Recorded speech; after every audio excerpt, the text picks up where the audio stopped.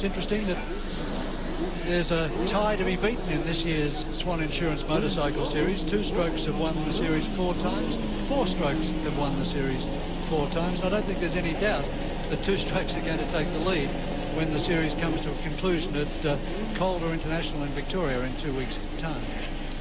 The thing is with these current racing slicks, especially on a very, very warm day like today, and after a decent warm-up lap with a very short break in between, it's virtually possible to go flat out right from the start. 05 on the highway patrol bike is David Snape. He's been doing speedway in the last 6 months. 82 is Tony Armstrong, all in readiness, hands of the starter. Big start from Donny Osborne on bike 3 as he wheel stands away. And he takes the lead. Tough start from Osborne. He doesn't really look very different to Malcolm Campbell, does he, in the way that he settles on the bike and goes under the bridge there. 61 Wayne Clark's nicely positioned also, with McElnay running around the outside of him. And it's all going wrong for McGee because he's about 5 places behind McElnay, who now takes over 3rd place. You can see the bright orange Yamaha just flash into 2nd place. McGee did a couple of practice starts this morning and in fact burnt the clutch just a little bit. Warren Willing had it out and was just tidying it up a touch. Just look at the way he's hauling in Osborne. He's offline though there. Osborne was at the apex. Then McElnay gets into it. And McGee... Osborne across him though. And McGee's up into 4th place already. 3rd place just in front of him, Hamish McNichol. There's David Snape. Snape's about 30 years old and is the C-grade lap record holder here at about a 17.6. McElnay now will fire the gun.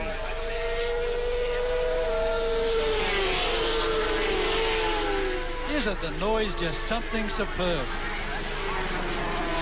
Wayne Clark still well positioned and Donny Osborne is hanging on grimly to Rob McElnay.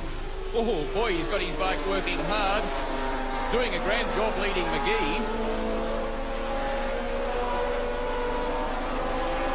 who's got his bike kicking and bucking and weaving all over the place, and I think making him a little bit uncomfortable.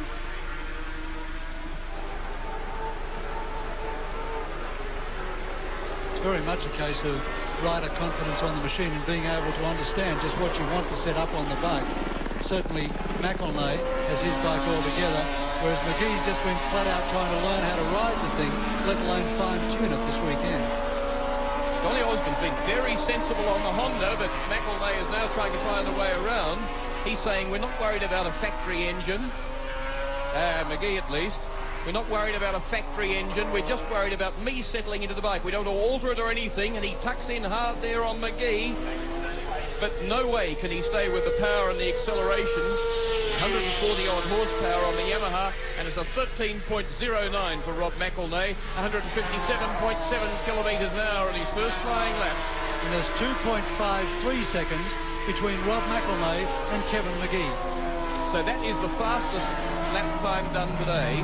Incredible piece of footage there as we saw McGee with the rear tyre right off the road coming under the brakes. He stood on the brakes so hard that there was daylight at least 3 inches showing on the brakes coming into the corner there. Then he got the power on and the thing went virtually sideways coming out of the turn.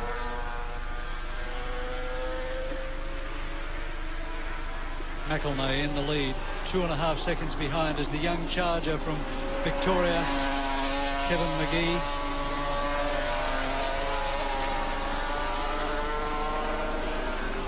And let's have a look at Kevin McGee's incident on the back straight as he came down braking hard. Peter Clifford.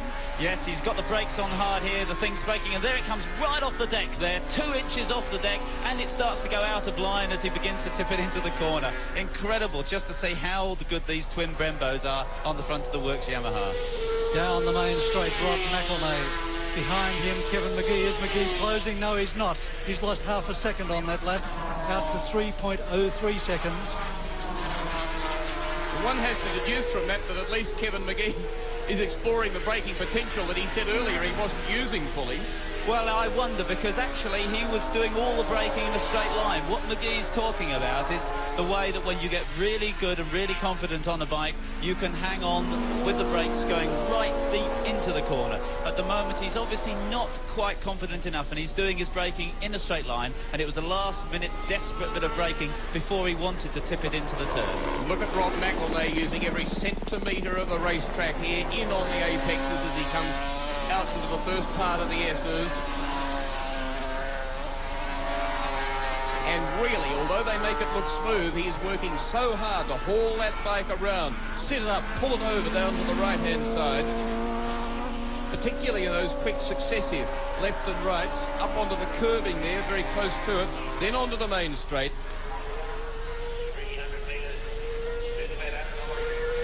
And a delightful display by Rob McElnay, a 13.29 compared with a 13.31 on the previous lap and a 13.09 the lap before.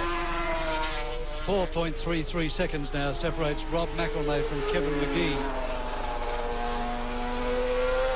Behind them comes Donny Osborne on the Honda V3. And behind them, Michael Dowson. Then Wayne Clark on the Wollongong-entered Suzuki GSXR 750.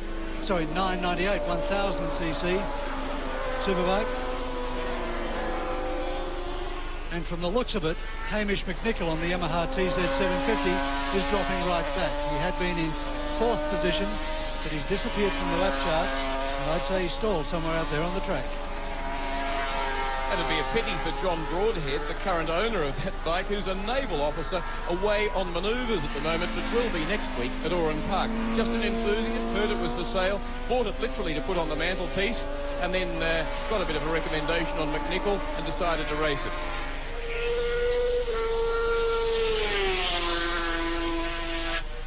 There's Hamish McNichol pushing the bike back. What a shame to see the dear old thing doing that. Well, of course, the TZ750 that won this series for Jeffrey Sale is racing here today. Not that one. Oh, in fact, the Hamish McNichol bike is the ex-Michael Dowson machine that raced here last year. Whoa! There's McGee in strife, Peter Clifford. Yes, it's at the back end slides, and then the suspension doesn't seem to compensate quite correctly as it comes back into line, and it sets up an almost road bike weave. In fact, Kell Carruthers did put another notch on the rebound damping after they did it in the first leg, but I would suggest either there's another problem or he needs yet another notch. It's very difficult for a guy like McGee, used to riding super bikes and production bikes, which do that sort of thing all the time. He just thinks it's quite natural, and now he's gone on a Grand Prix bike, which really should be better than that, and he's got to try and learn how to sort the motorcycle out to explore all the possibilities of the suspension tuning, which he's never had before. And up around 300 kilometres an hour. McGee about 5 odd seconds behind McElnay, knocking it back for the run under the bridge. And again, the back wheel kicks up in the air. And we'll see if he has the same rear wheel walk. Yes, not quite as dramatic as it was before, perhaps being a little easier on the throttle. Peter Clifford, you look at the back wheel there, just skimming the deck. You've seen a lot of people start off on Grand Prix bikes, and you must be impressed, surely, with the way Kevin McGee's handling this task, getting stuck right into it. Yes, he is. He's doing a very, very good job. I'm sure the only difference between what he's doing and what Rob's doing out the front is a little bit of experience. And we're now swapped back to McGee's teammate Dowson on the production bike, now fitted with the slick tyres. He's in 4th place at the moment. Not only wearing out the rear tyre, but he's right knee at this moment. He's ahead of Wayne Clark.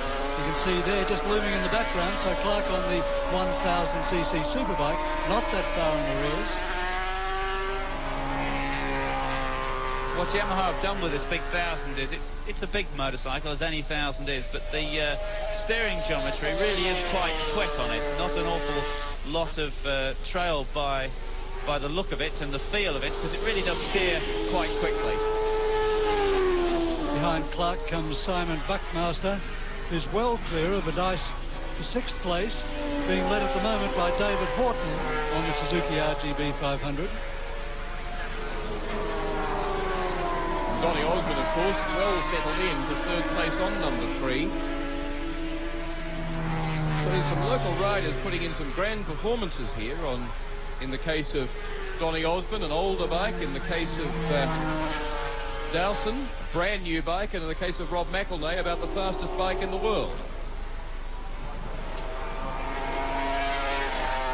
And as we watch Rob come onto the main straight, you've got to think, try and imagine to yourself what it's like for him now. He's getting up towards 255, 260 kilometres as he flicks his knee out, changes down 2 gears and sticks it into the sweeper underneath the Dunlop Bridge.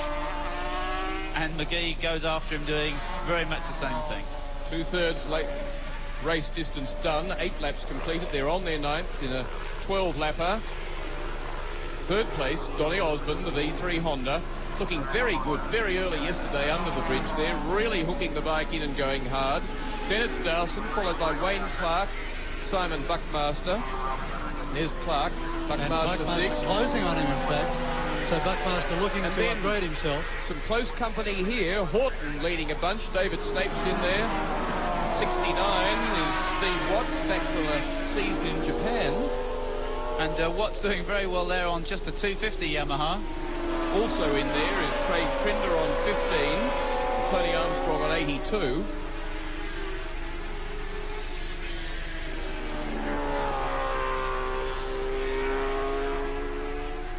And that's the dice for 7th position.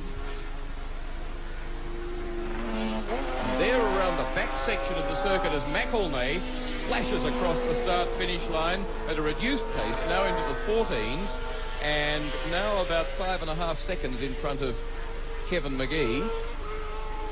And trying to ride it, he does it too. 69 is Watts.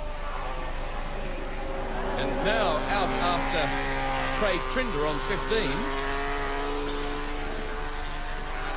Good battle, this one, for 7th place. David Horton in the RGB Mark 7 Suzuki, about a 1981 model with some 1983 bits on it. Being closely challenged by David Snape. Out of the slipstream, goes down low on the fastest corner on the track, and he does it. But see whether 27 fights back as they go down now into that hard braking corner. Snape keeps the lead. Further behind, Watts is the head of the next bunch of 3, with Armstrong tucked in behind him. And then I think Craig Trinder dropping to last man in the bunch of 5. This is lap 10.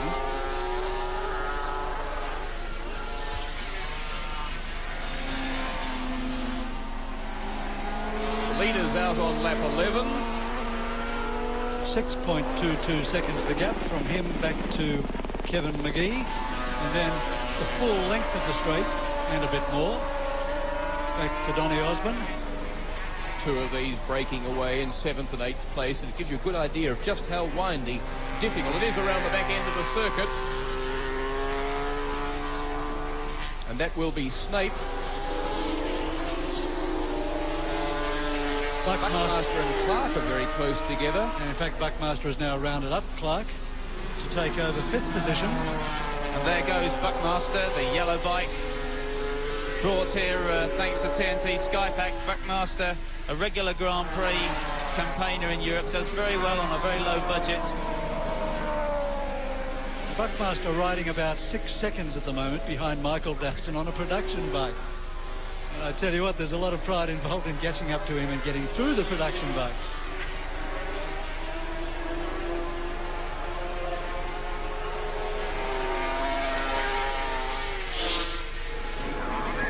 McElnay comes up onto the tail of Jeffrey Sale as he enters his last lap of Surfers Paradise International Raceway. Next weekend, of course, the series moves to Oran Park in New South Wales with action-packed motorcycle racing there next Sunday, and then to Calder International in Victoria the weekend after. And as we saw McElnay's sweet pass sailed with consummate ease. Jeffrey, between the two legs, was complaining that not only was this Suzuki, the new bike, not very fast, it was also handling atrociously. So they've got a lot of work to do on this new machine of theirs. McElnay with 2 wins in these 2 heats looks as though he could win the $50,000 bonus for winning all 6. But people said that last year to Wayne Gardner. Are you going to win the 50? He said anything can happen, and don't start banking on it. And indeed, things did happen. He was beaten at Oran Park by Mal Campbell. He was beaten at Surfers by Mal Campbell again. And who knows what McGee and Osborne and others can do at the 2 tracks to come in the next 2 weeks. I rather think Campbell's a very, very special individual, and Campbell would be a threat here on any motorcycle, and it's a great shame that he isn't here to keep McElnay honest. Checkered flag comes up for Rob McElnay, who wins both heats of the first round of the Swann Insurance Motorcycle Series at Surfers Paradise Raceway. Kevin McGee takes second place in both rounds. So McElnay will lead the series on 30 points from McGee 24.